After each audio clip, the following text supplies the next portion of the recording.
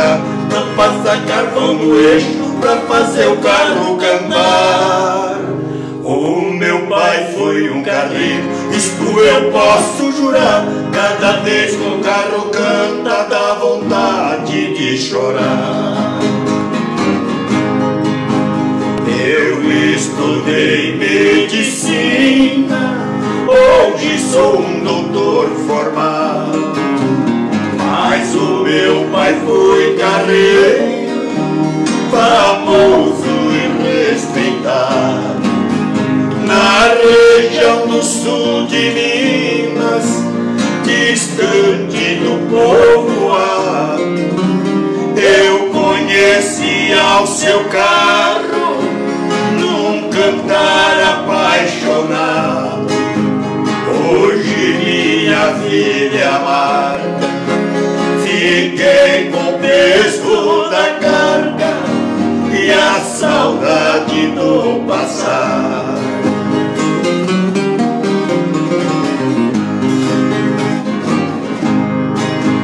Meu pai me dava paieiro, feito só de fumo bom. Tinha o chapéu meia-aba e o paletó jaquetão. Tinha o facão jacaré pendurado no cambão, e os cascos da boiada deixavam marcas no chão. Não usava candeeiro, sua imagem de carreira eu guardo no coração.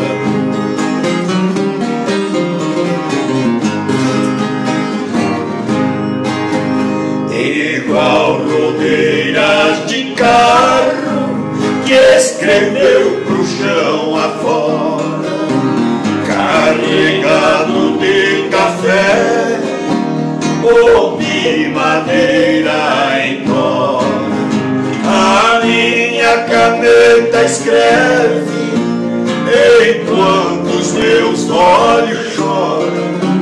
É uma carta de saudade pro meu pai que foi embora, numa estrada azulada, sem carro e sem boiada, lá nas Campinas da Glória. Carreiro novo que não sabe carrear, não passa carvão no eixo pra fazer o carro cantar.